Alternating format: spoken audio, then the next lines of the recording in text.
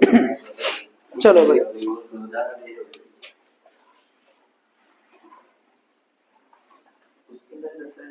अभी हम शुरू करेंगे।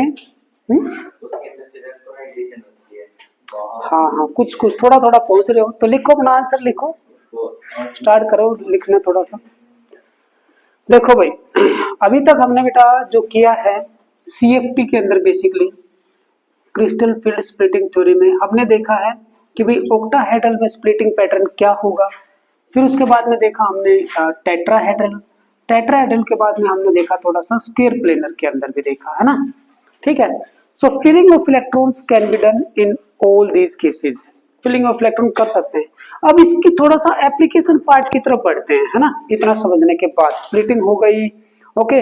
किसी भी कॉन्फ़िगरेशन की आप स्प्लिटिंग एनर्जी फाइंड आउट कर सकते हो, stabilization energy sorry CFSE find out कर सकते हो in terms of del O या फिर डेल टी कर सकते हो आप फाइंड आउट, ओके।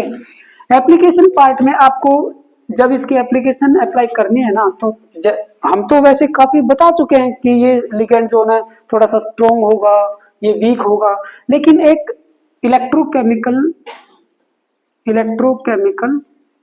सीरीज है, electrochemical series of ligands, okay, electrochemical series of ligands.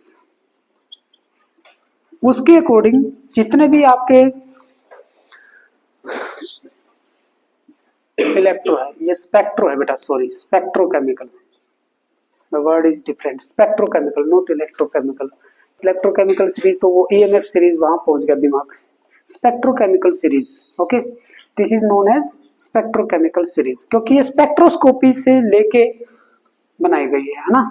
जितनी टाइप की स्पेक्ट्रोस्कोपीज हैं, जैसे मेनली डी ब्लॉक एलिमेंट्स में या कोऑर्डिनेशन कंपाउंड में अगर देखा जाए ना, तो विजिबल स्पेक्ट्रोस्कोपी को यूज करके ना ये फाइंड आउट किया गया है, विजिबल स्पेक्ट्रोस्कोपी को यूज किया गया है, ओके।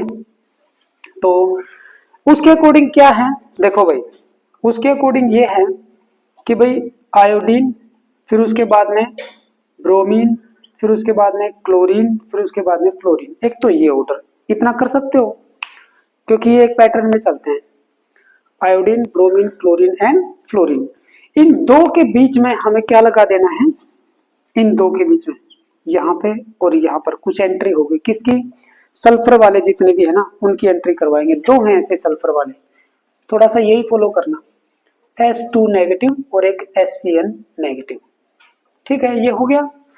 फिर उसके बाद में यहाँ पर बेसिकली रहेंगे ऑक्सीजन वाले ज्यादातर, ठीक है ना, ऑक्सीजन से रिलेटेड जितने भी हैं, ऑक्सीजन से रिलेटेड जैसे कि OH नेगेटिव आयन, ठीक है, C2O4 उसमें भी ऑक्सीजन 2 नेगेटिव और एक H2, ठीक है, ऑक्सीजन से रिलेटेड कौन कौन से, OH नेगेटिव, C2O4 और एक और है O2 नेगेटिव और एक H2, ये सेम ऑर्डर यही रहता है, ठीक है ना, OH negative, C2O4 2 negative, O2 negative and H2 हो गया।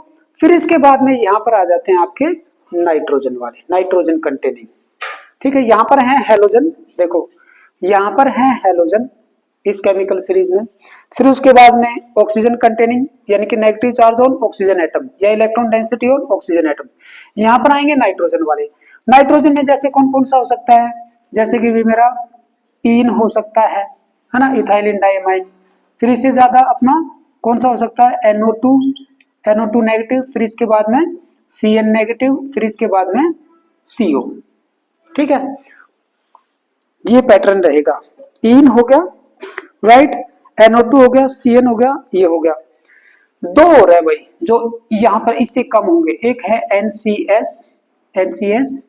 NCS नेगेटिव और एक और बचता है दैट इज NH3, जिसको कि हम नहीं भूलेंगे भाई, NH3, ठीक है, NH3, राइट। तो NH3, चलो इन दोनों को मैं यहाँ पे लिखता हूँ, NCS नेगेटिव और यहाँ पे NH3, ठीक है। ये दीवार कुछ ऐसे है भाई, ये जो अमोनिया वाला है ना, ये कुछ केसेस में स्ट्रॉन्ग हो जाता है, कुछ केसेस में वीक हो जाता है।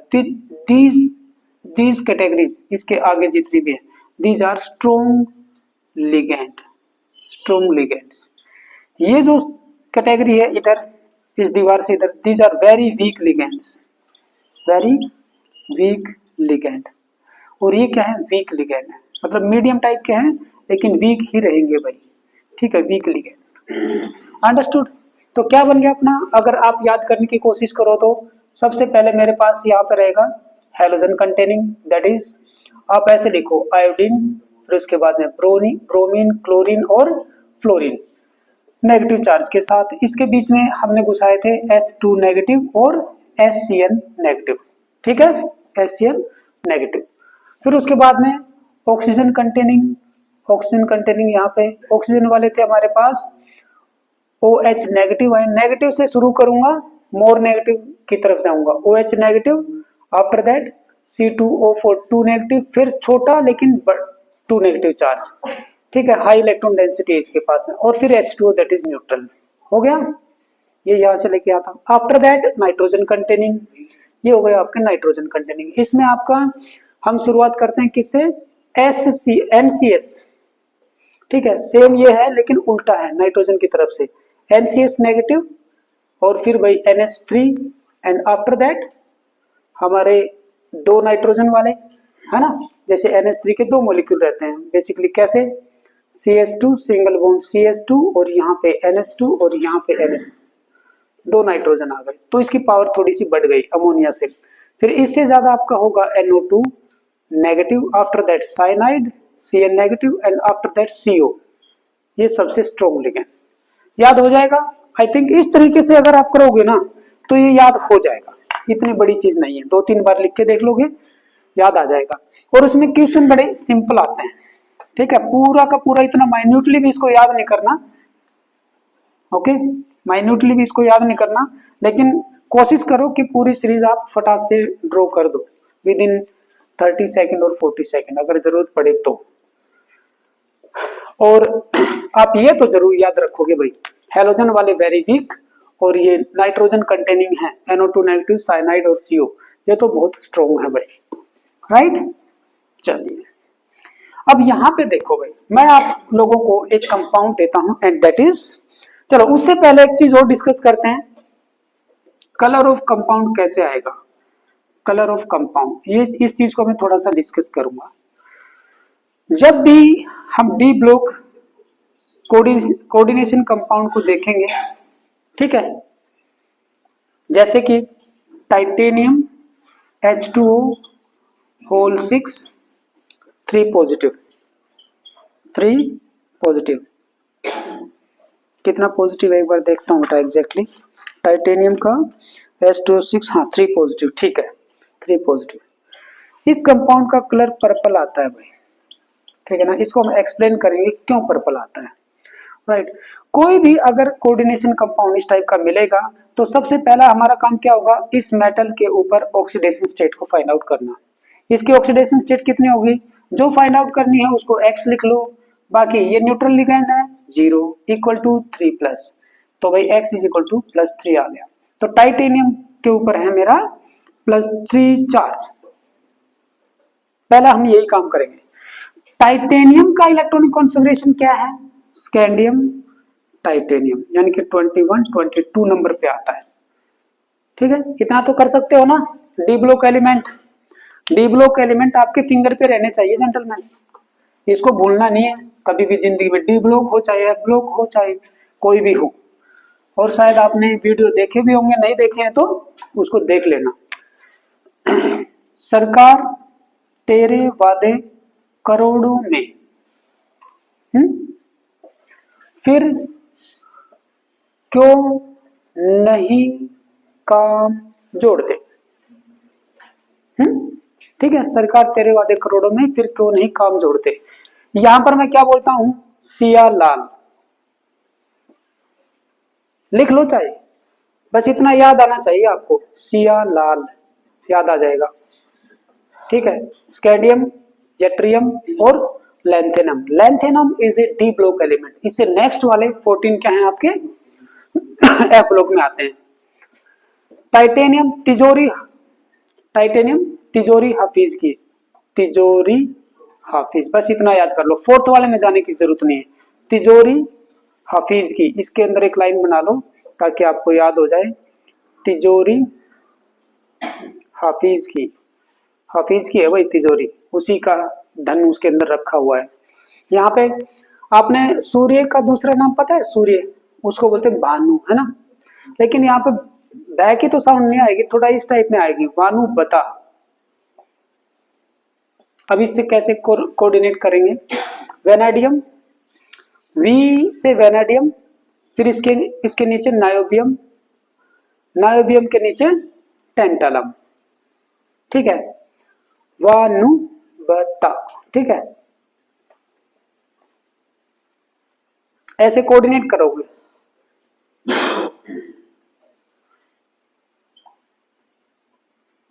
बता, इतना सा कोऑर्डिनेट करोगे आप, करना पड़ेगा। क्रोमियम, क्रोमोव, Cr, मोलिब्डेनम, और ये टंगस्टन, क्रोमोव, ठीक है, क्रोमोव के नाम से करोगे, क्रोमोव, बस एज इट इज, क्रोमोव। यहाँ पे मंटेसरी, जो मंटेसरी की जो क्लास होती है, MnTCre, मंटेसरी, ठीक है। Manganese, that is technetium and that is rhenium, okay। Ferrous, FeRous, तो फेरस Fe और उसके नीचे Ru, ruthenium, OS, osmium, ferrous. Fe का फेरस से कर लोगे, है ना, फेरस याद कर लो, फेरस। और ये क्या क्या था? मंटेसरी, मंटेसरी, यहाँ पे आधा से लगा दो और ये याद हो जाएगा, ये फेरस से हो जाएगा। कोबाल्ट, कोरियर करते हैं हम, करते हैं ना, कोरियर, RHIR, कोरियर, थोड़ा सा कोरिलेट करना पड़ेगा, को रिहा लगा दो या कुछ भी, कोरियर है छोड़ दो, कोरियर, कोरियर, IR। फिर निकल से निका पढ़ो पंडित, निकल, पैलाडियम, प्लेटिनम, निका पढ़ो पंडित, है ना भाई। जो निका पढ़ा जाता है मुस्लिमों में पढ़ा जाता है, लेकिन वहां पे वो पंडित नहीं होता है, वो कुछ और ही होता है, लेकिन हमने इसको ऐसे बनाया, निका पढ़ो पंडित।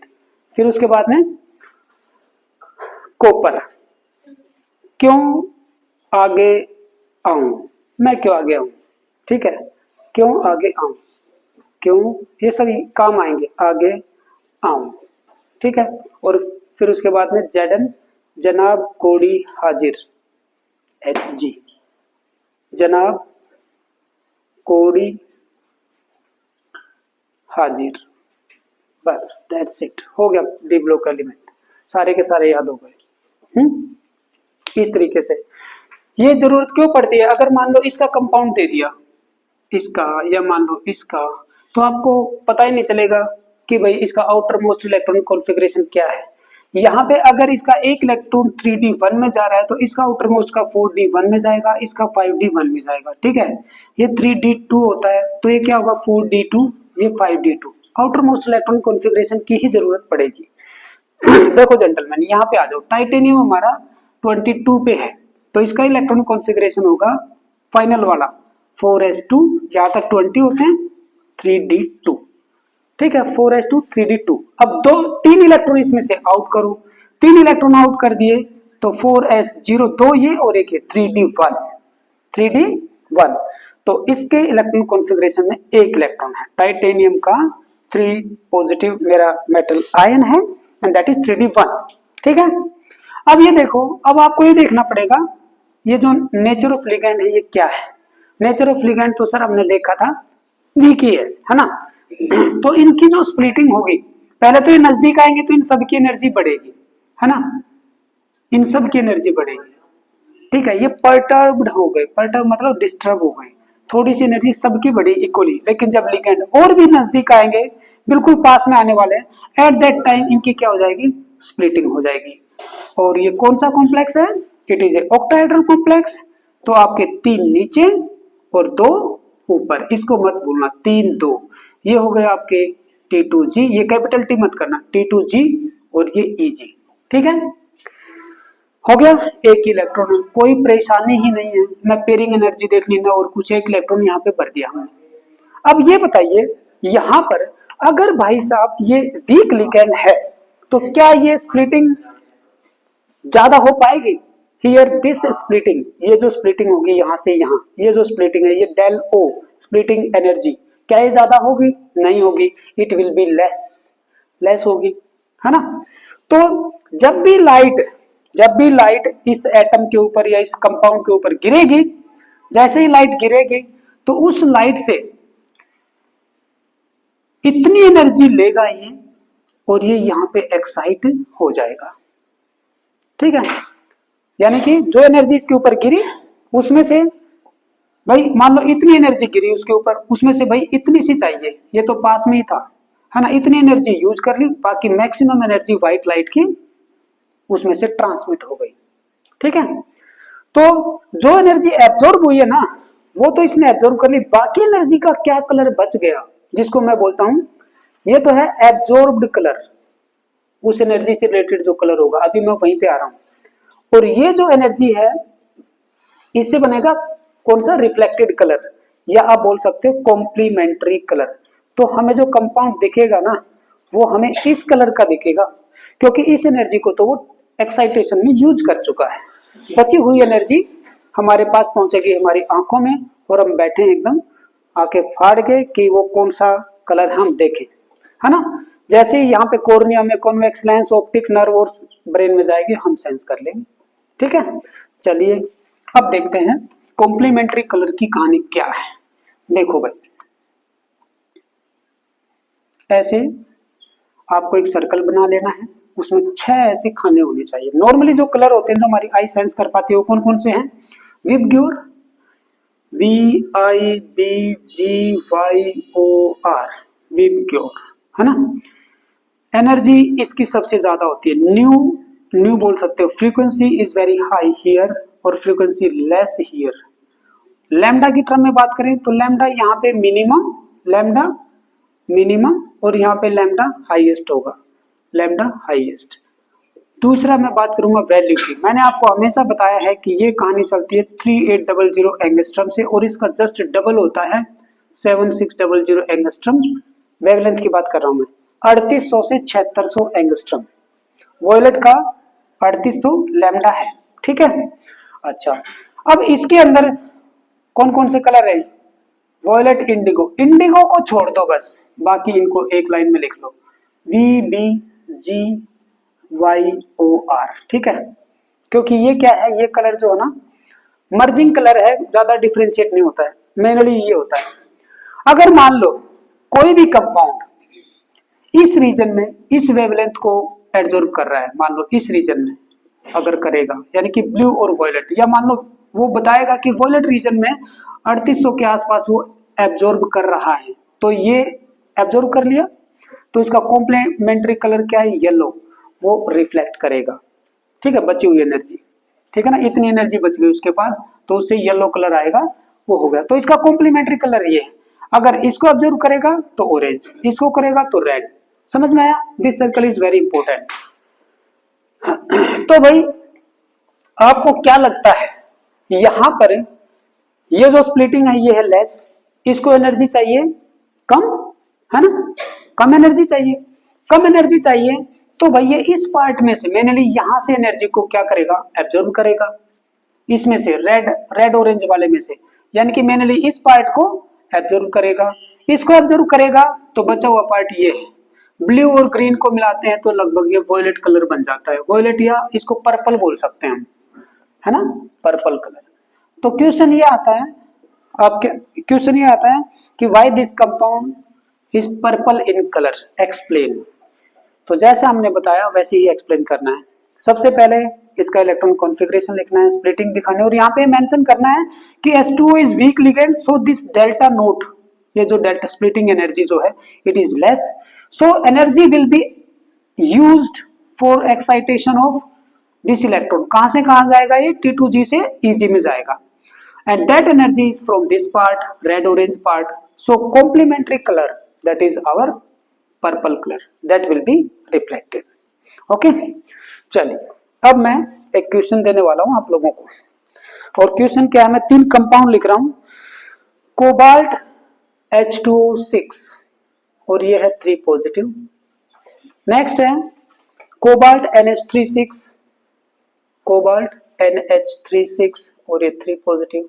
और उससे नेक्स्ट दिया है कोबाल्ट का साइनाइड, कोबाल्ट CN6 और ये 3 नेगेटिव। ओके, इन कंपाउंड का मुझे ये बताइए कलर क्या क्या हो सकता है, नियर बाई कलर बता दो मुझे, नियर बाई कलर। ठीक है, नियर बाई कलर आपको बताना है, क्या कलर दिखेगा हमें, कौन सा कलर एब्जॉर्ब होगा, है ना, colour absorbed, colour absorbed near by, और कौन सा कॉम्प्लीमेंट्री कलर, और जो कॉम्प्लीमेंट्री कलर होगा वही हमें दिखेगा, क्योंकि जो एनर्जी बाहर आ रही है हम तो उसी को देख पाएंगे। कॉम्प्लीमेंट्री कलर कौन सा होगा तीनों कंपाउंड में, इसमें बताइए, इसमें और इसमें, फिर ये और ये, नियर बाई बताइए आप क्या हो सकता है।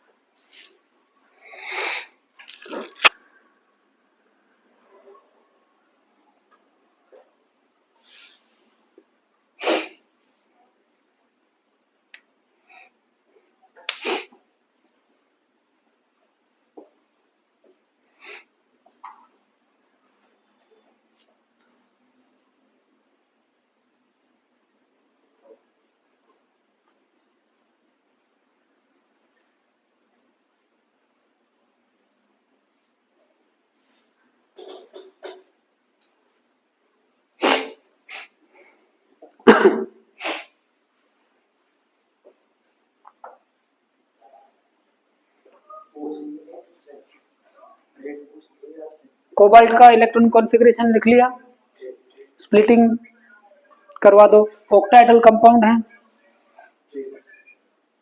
फिर उसके बाद में कोबाल्ट तीनों में सेम है ना, 3+ ऑक्सीडेशन स्टेट में है। आफ्टर दैट किसके ऊपर डिपेंड करेगा, स्ट्रेंथ ऑफ लिगेंड।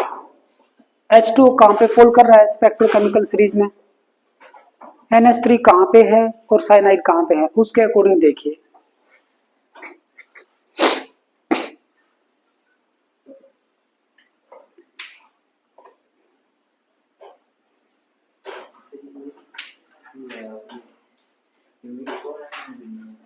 लास्ट वाला क्या, find out dispersed phase and dispersion medium. हाँ, क्वेश्चन क्या है वो देखो ना उससे पहले,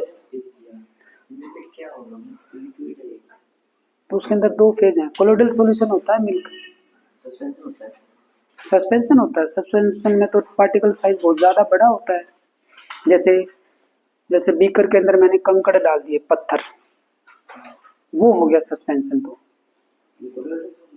हाँ, ये कोलोइडल है सारे के सारे। लेस देन 1 नैनोमीटर होता है पार्टिकल साइज सोल्यूट का, तो ट्रू सॉल्यूशन में जाते हैं। 1 नैनोमीटर से 1000 नैनोमीटर होता है तो कोलोइडल सॉल्यूशन है, और 1000 नैनोमीटर से ज्यादा होता है तो सस्पेंशन का पार्ट होता है। ठीक है, सस्पेंशन बोलते हैं, सस्पेंशन सॉल्यूशन, या ओनली सस्पेंशन भी बोलते हैं उनको।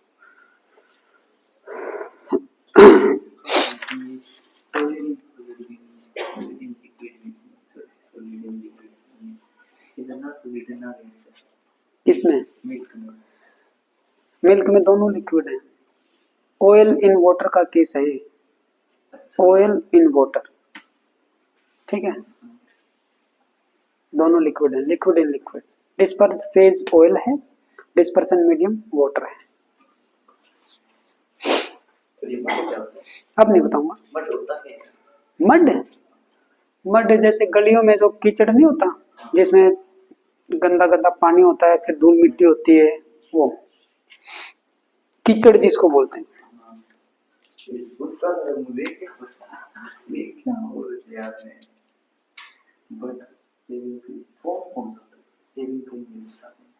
फोम ये होता है जो स्पंज जो होता है, स्पंज।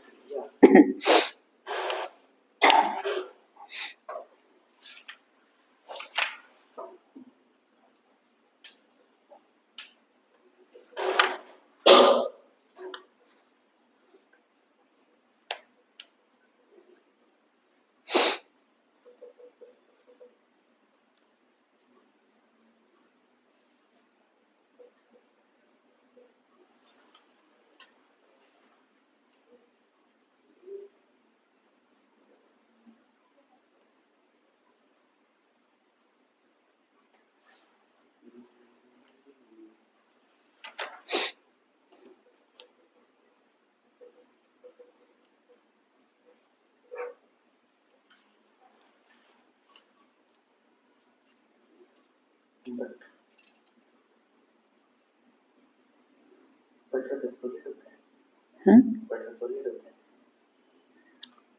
तो आप ज्यादा जानते हो, आप ज्यादा डील करते हो बटर में, आप बताओ। नहीं, बटर तो एक तो घी हो गया, एक वो अभी सील निकालते हैं वो वाला बटर कौन सा होता है? वही बटर जो कच्चा घी जिसको बोल सकते हैं। होता तो वो सॉलिड है देखने में, लेकिन उसके अंदर कुछ और भी छुपा हुआ है। अंदर क्या लस्सी है और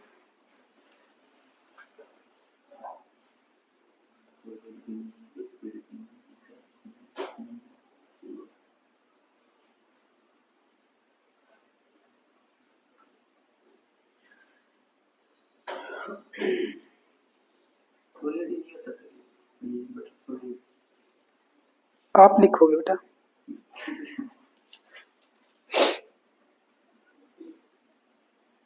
आया सिद्धांत, कलर आया नहीं आ रहा है? आपका आया? H2O का ऑरेंज और बाकी दोनों अलग। इसका ऑरेंज और ये मतलब ये क्या होगा कलर एब्जॉर्ब, ये बताओ ना पहले। देखो देखो देखो देखो, कोबाल्ट 3 का क्या आएगा, क्या कॉन्फ़िगरेशन आया, 4s 4 नहीं, कोबाल्ट का आएगा 4s2 3d7 ऐसे आ रहा है, ठीक है। तो अब उसमें से मुझे 3 इलेक्ट्रॉन निकालना है, 3d6 हो गया, 3d6 हो गया। अब 3d6 हो गया तो पहले तो इसके इलेक्ट्रॉन ऐसे भरो, ठीक है, इसके अंदर भरो 1 2 3 4 5 एंड 6। जब ये स्प्लिट होगा तो कैसे होगा, 2 ये और 3 ये, ठीक है, हो गया। अब हम ये देखेंगे कि ये जो स्प्लिटिंग है ये कम किस में है, ये कम इसमें होगी क्योंकि ये वीकेस्ट है, वीकेस्ट लिगेंड इन दीज ये मीडियम स्ट्रॉन्ग है ना, medium strong and it is highly strong, ये काफी स्ट्रॉन्ग लिगेंड है इन तीनों में से। तो भाई इसके केस में तो ये बिल्कुल पास में होंगे, पास में होंगे तो 1 2 3 4 5 एंड 6 ऐसे इलेक्ट्रॉनिक कॉन्फ़िगरेशन होगा। इसके केस में भी ये पास में होंगे, ओके, थोड़ा बहुत दूर हो सकता है लेकिन इलेक्ट्रॉनिक कॉन्फ़िगरेशन फिर यहाँ पे हो जाएगा। इसके केस में बताइए जनाब, इसके केस में क्या होगा, इसके केस में 1 2 3 4 5 6 इलेक्ट्रॉनिक कॉन्फ़िगरेशन तो ये होगा, हो गया। ये तो बहुत नजदीक है, ये थोड़ा सा दूर है और ये और भी दूर है भाई, है ना, मैं यहाँ पे बना देता हूँ, ये लो, ठीक है, ये थोड़ा सा यहाँ पे बना लेते हैं, मीडियम साइज यहाँ पे बना लेते हैं, ओके। यहाँ पे एनर्जी चाहिए E1, यहाँ से यहाँ इलेक्ट्रॉन को जाने के लिए, क्योंकि देखो ये इलेक्ट्रॉन यहाँ से यहाँ एक्साइट हो सकता है, ये वाला इलेक्ट्रॉन यहाँ से उठ के ऐसे पेयरिंग कर सकता है ना, ये जा सकता है, इसमें ये वाला इलेक्ट्रॉन उठ के यहाँ पे जा सकता है, ओके, यहाँ पे तो एक इलेक्ट्रॉन एक्साइट हो सकता है, यहाँ पर खाली पड़े इलेक्ट्रॉन जा सकते हैं। लेकिन अब एनर्जी देखो, इस केस में E2 मान लो, इस केस में एनर्जी E3 मान लो, तो E1 एनर्जी सबसे कम चाहिए, इसमें E2 चाहिए, इसमें E3, इनका ऑर्डर ये है। अब इस एनर्जी को देख के हम देखेंगे, देखो भाई जैसे मैं विद की ओर से चला VIB GYOR, ठीक है ना, GYOR, तो सबसे कम एनर्जी किधर है, सबसे कम एनर्जी इधर है, इस पोर्शन में, यहाँ पे कम एनर्जी है, ठीक है, इस पोर्शन में, यहाँ पर थोड़ी सी मीडियम सी एनर्जी है और यहाँ पे हाईएस्ट एनर्जी है, ऐसे बोल सकते हैं। तो यहाँ पे जो कलर ये होगा ना एब्जॉर्ब होगा, वो ऑरेंज टाइप में हो जाएगा एब्जॉर्ब, ऑरेंज, ठीक है, ऑरेंज ये वाला। यहाँ पे जो कलर एब्जॉर्ब होगा वो ये वाला हो सकता है, क्योंकि H2O से काफी स्ट्रॉन्ग होता है तो थोड़ा सा डिफरेंस तो बनाएगा ये, है ना, ये ब्लू कलर यहाँ पे एब्जॉर्ब होने की कोशिश करेगा, और यहाँ पर ये वॉयलेट जो कि काफी ज्यादा एनर्जी चाहिए, यहाँ पे वॉयलेट कलर एब्जॉर्ब होगा। अब इनके कॉम्प्लीमेंट्री कलर देखो, ऑरेंज का ब्लू, ये तो दिखेगा हमें ब्लू,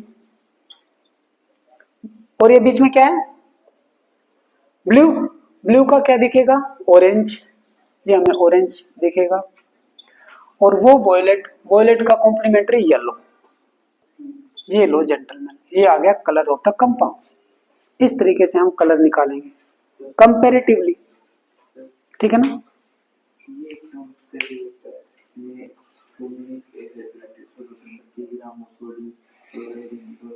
ये कंसंट्रेशन पूछ सकती है, मास पूछा है यहाँ पे, मास बाय मास, हाँ, कंसंट्रेशन फाइंड आउट करते हैं, मास बाय मास हाँ, तो ऊपर किसका मास, नीचे किसका मास, 100 से मल्टीप्लाई। हाँ ऊपर किसका मास नीचे तो यस 293 वैल्यू में ऊपर आ गया, फिर नीचे 36 आ गया, इनटू में आ गया। यस, आया समझ में? नहीं, चलो नेक्स्ट लेते हैं बेटा, एक और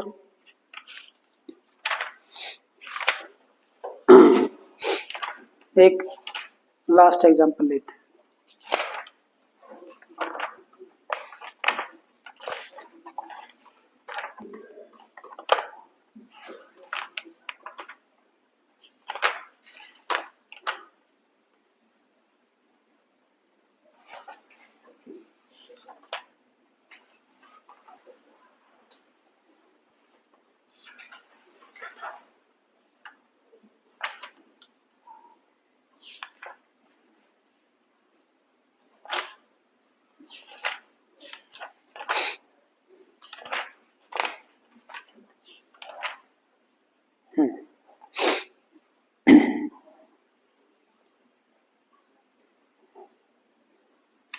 आपको फाइंड आउट करनी है CFSE, और उसमें ये बताना है कि दोनों में से ज्यादा स्टेबल कंपाउंड कौन सा रहेगा।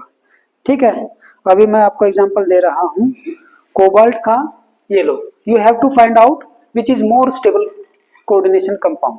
ओके, दो कंपाउंड मैं अभी आपके सामने दे देता हूं और आपको फाइंड आउट करना है। कैसे फाइंड आउट करेंगे स्टेबिलिटी के लिए? आपको CFSE काउंट करनी पड़ेगी। ये लीजिए COCN6 3 नेगेटिव, स्टेबिलिटी ऑर्डर में लगाना है। दूसरा है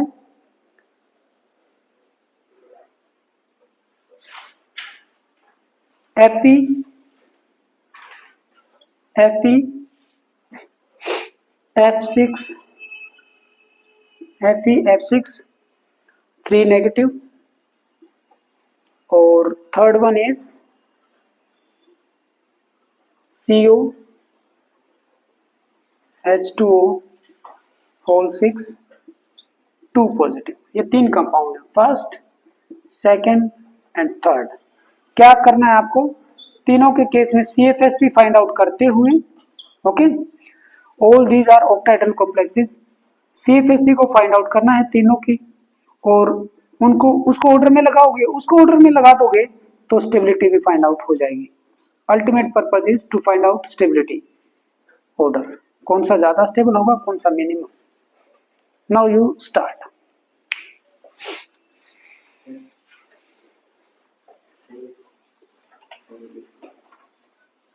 नहीं, आंसर बेटा बाद में चेक करूंगा, आप अपना फॉर्मूला लगाओ। हो गया पूरा पेपर? थोड़ा सा और देख लो अगर कुछ करना है तो, नहीं तो फिर तो मुझे लेना ही है। 1-2 मिनट और देख लो, कुछ लिख सकते हो तो इसके अंदर याद करो।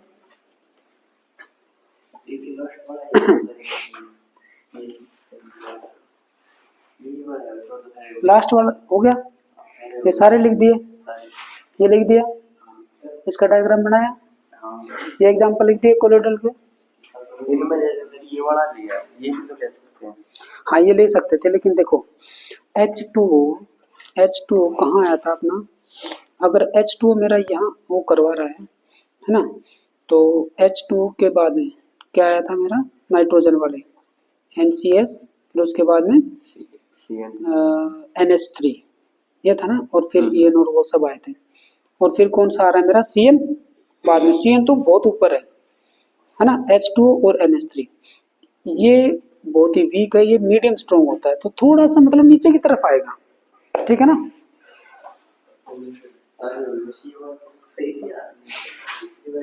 चलो भाई बताओ बेटा, ये जल्दी बताइए, CFSE को काउंट करना, इट इज ए बिग, मतलब उसमें से अचीवमेंट में आता है। अगर आपने CFSE काउंट कर दी मतलब अपना पर्पस सोल्व हो गया, CFT का पर्पस सोल्व हो जाएगा, CFSE। ओके, यहाँ पे आपको पेयरिंग एनर्जी को इंक्लूड नहीं करना है भाई, ये मैं आपको छूट देता हूँ, pairing energy not to be included. ठीक है, पेयरिंग एनर्जी हम यहाँ पे इंक्लूड नहीं करेंगे, राइट। सिंपल CFSE निकालनी है आपको।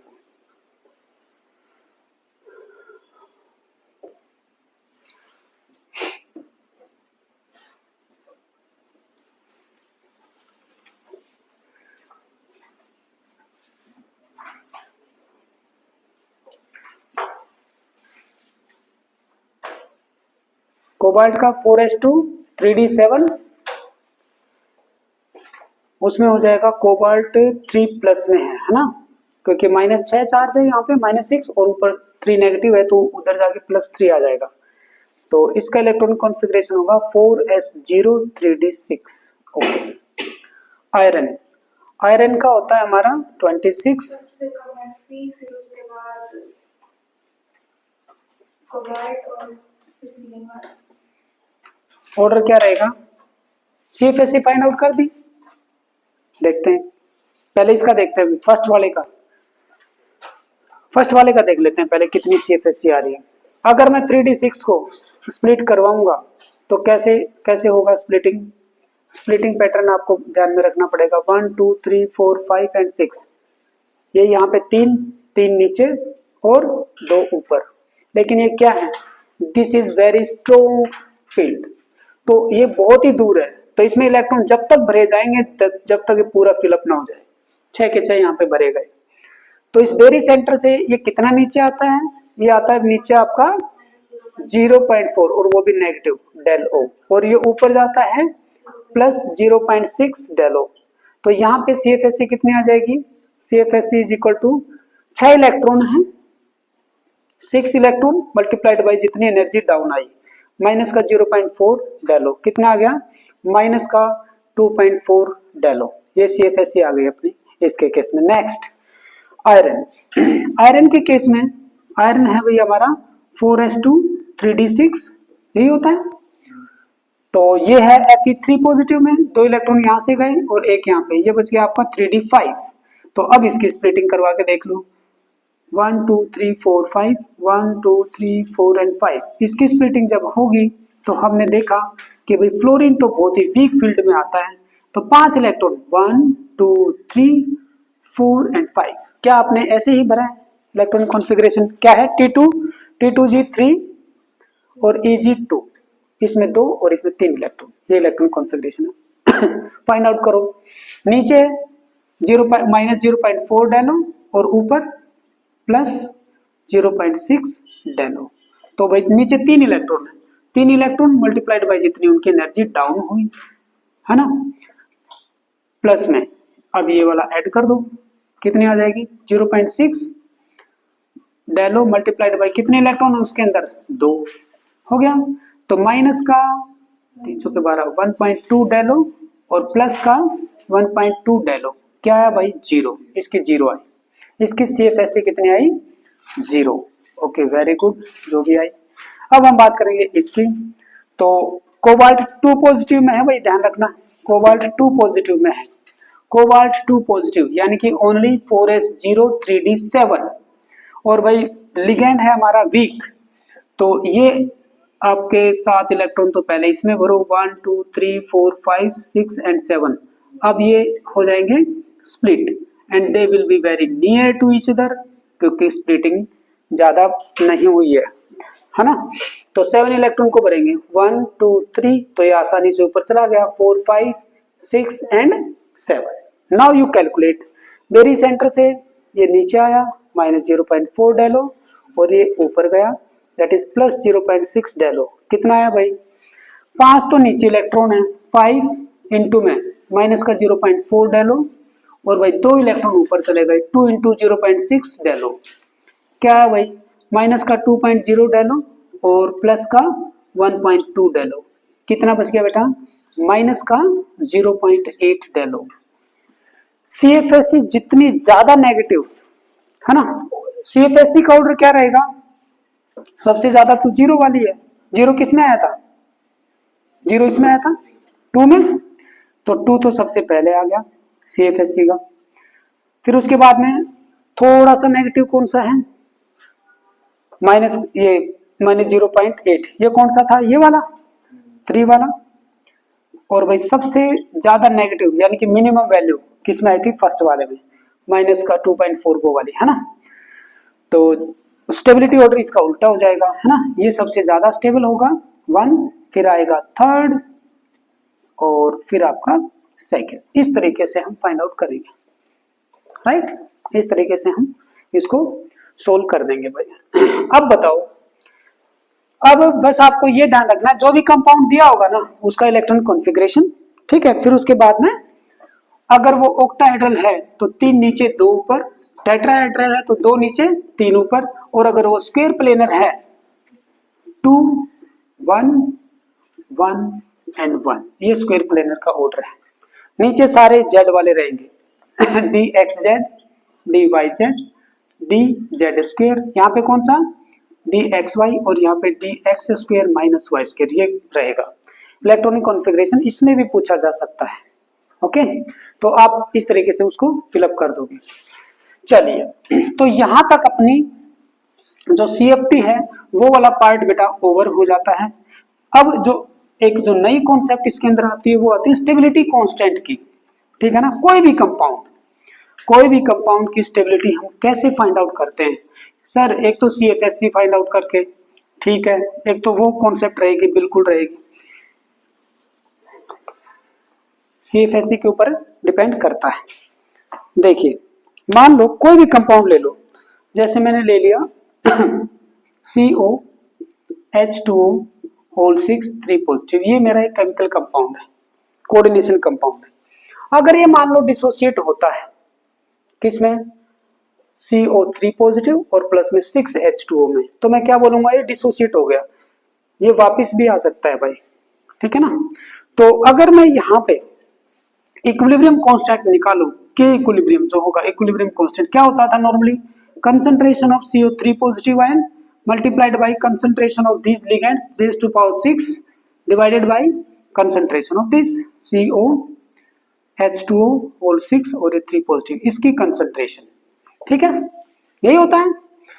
इस इक्विलिब्रियम कांस्टेंट को यहाँ पे इनस्टेबिलिटी कांस्टेंट के नाम से जाना गया, उल्टा इनस्टेबिलिटी, क्योंकि अगर इसकी वैल्यू ज्यादा है, यानी कि देखो प्रोडक्ट की कंसंट्रेशन ज्यादा, यानी कि ये टूट गया, तो इस इक्विलिब्रियम कांस्टेंट को बोला गया इनस्टेबिलिटी कांस्टेंट के नाम से, instability constant, instability constant, okay, instability constant.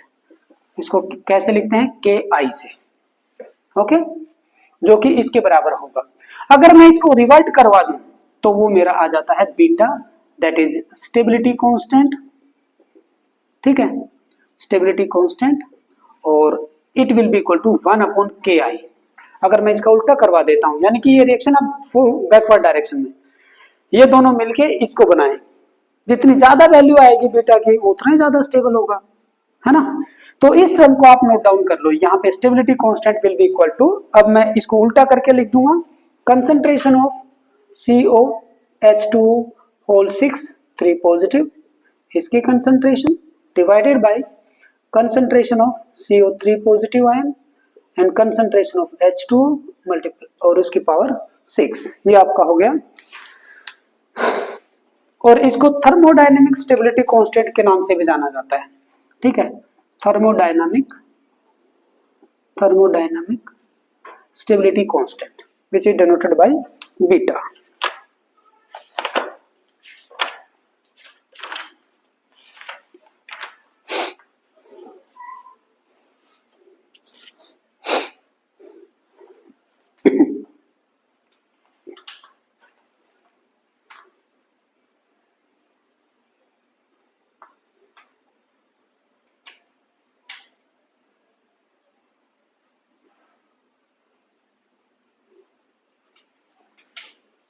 हो गया। अब मैं एक कंपाउंड लेता हूं, ये वाला कंपाउंड है, एक मेटल है और मेटल के अंदर H2O के लिगेंड है, ओके, मेटल का एक कंपाउंड है MH2, ये आप N ले लो, N, ठीक है। इस टाइप में कंपाउंड लिया और इसके ऊपर अटैक करवाया गया किसी बाहरी लिगेंड से, और ये इस डायरेक्शन में रिएक्शन क्या देगा, M के साथ में ये, यानी कि H2O रिप्लेस हो गया और NH2 आ गई, ठीक है, NH2 आ गई। तो ये तो क्या हुआ, डिहाइड्रेशन, इसको हम डिहाइड्रेशन बोल सकते हैं। लेकिन ये वाली रिएक्शन क्या है भाई, ये कंपाउंड था, उसके अंदर मैंने पानी डाला और ये बन गया, है ना। अगर मैं backward, this is hydration, basically अगर देखा जाए तो this is hydration and this is dehydration, okay. तो मुझे ये बताइए, अगर मैं थर्मोडायनेमिक कांस्टेंट निकालूं किसका, इस कंपाउंड का, इस वाले कंपाउंड का बीटा, तो ये मैं क्या लिखूंगा, थर्मोडायनेमिक कांस्टेंट ऑफ MLN, ये मैंने इतना भी यहाँ पे मेंशन कर दिया। तो मैं किसकी कंसंट्रेशन ऊपर लिखूं, किसके नीचे, क्या आएगा बताइए।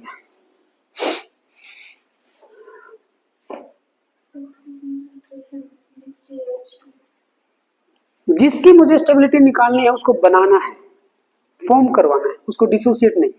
ये किस डायरेक्शन में बनेगा, इस डायरेक्शन में, तो इस डायरेक्शन की रिएक्शन लीजिए, concentration of MLN multiplied by concentration of H2 raise to power n divided by concentration of MH2n और बाय कंसंट्रेशन ऑफ लिगैंड और उसकी पावर n। बट क्या है, H2 इज इन एक्सेस में रहेगा भाई एक बकेट पानी के अंदर या एक बीकर के अंदर हम थोड़ी सी चुटकी उसकी डालते हैं, थोड़ा सा पिंच उसका डालते हैं कोऑर्डिनेशन कंपाउंड का और उसका रिएक्शन देखते हैं। तो ये जो पार्ट है इसको मैं यहाँ से हटा दूंगा, why, because it will B a constant. इस कांस्टेंट को मैं इसके नीचे लाऊंगा, एक नया कांस्टेंट, वो जो नया कांस्टेंट है वही होगा हमारा बीटा स्टेबिलिटी।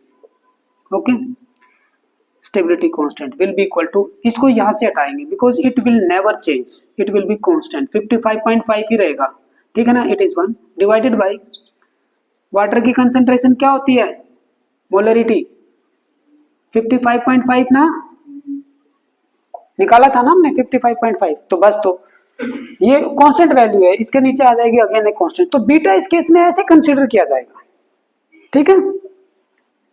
चलो अब हमें अगली क्लास में देखेंगे कि जो बीटा है ना किस किस फैक्टर के ऊपर डिपेंड करेगा, ऐसे कौन कौन से फैक्टर हैं, nature of ligand, nature of metal भी देखेंगे हम, मेटल की भी नेचर होती है ना, कौन से में वो उसको ज्यादा स्टेबलाइज करवाना चाहती है। सेम लिगैंड होंगे, जैसे H2O की लिगैंड, ठीक है, H2O की लिगैंड ले रहा हूं मैं N लिगैंड, यहाँ पे मेटल एक बार M1 है एक बार M2, तो मैं बता सकता हूं कि कौन सा ज्यादा स्टेबल होगा, ठीक है। मेटल इज चेंज्ड, तो ऐसी कौन सी मेटल है, कौन सी मेटल ज्यादा स्टेबल वो करेंगी, तो ऐसे फैक्टर हम नेक्स्ट क्लास में डिस्कस करेंगे, factor on which beta depends. Okay, बस, क्योंकि ये फैक्टर में फिर लगभग आधा घंटा चाहिए केवल फैक्टर को समझने में, ठीक है। एक क्लास और लेंगे हम कोऑर्डिनेशन कंपाउंड में, फिर इसको क्लोज करेंगे। आफ्टर दैट बताइए कौन सा चैप्टर शुरू करना है, डी एंड एफ ब्लॉक जो एक बचा हुआ है, डी एंड एफ ब्लॉक शुरू कर सकते हैं या फिर बायोमोलिक्यूल्स, बायोमोलिक्यूल्स भी करेंगे और भाई पॉलीमर की भी 2-3 क्लासेस लेंगे, उसमें इंपॉर्टेंट चीजें बताऊंगा मैं पॉलीमर्स के अंदर। पी ब्लॉक भी करवा देंगे, एस और पी ब्लॉक 11th क्लास का पार्ट है, 12th क्लास +2 में आ गया, अच्छा, लेकिन NCERT CBSE में जो है ना, NCERT में ये 10+2 में नहीं है P block, S and P दोनों +1 के पार्ट है, लेकिन हमें तो पूरा करवाना है ना। आपका नहीं होगा बेटा शायद पी ब्लॉक, है ना, डी एंड एफ ही है मेरे हिसाब से, तो डी एंड एफ, फिर उसके बाद में 5th यूनिट आती है कोऑर्डिनेशन कंपाउंड। पहली 3 कौन कौन सी हैं, केमिकल काइनेटिक्स, सॉल्यूशन और इलेक्ट्रोकेमिस्ट्री। पी ब्लॉक कहाँ है, एनसीईआरटी में देखना नहीं है, कट कर रखा है वैसे, नीट की हो जाएगी इसलिए नीट हो जाए में है, एनसीईआरटी में बता, हाँ एनसीईआरटी सिलेबस, NCERT में तो पहले बोर्ड के पेपर देने हैं ना, वैसे ही है सिर्फ इंट्रो। हाँ एस एंड पी जो भी इंट्रो है वो उसी में है, लेकिन 11th में कंप्लीट कर दिया गया। तो मैं ये सोच रहा हूँ डी एंड एफ को जैसे एक बार करके और फिर बायोमोलिक्यूल्स और पॉलीमर, ये छोटी छोटी यूनिट जो भी है वो करके फिर हम एस और पी को एक साथ ले लेंगे, ठीक है, ठीक है बेटा।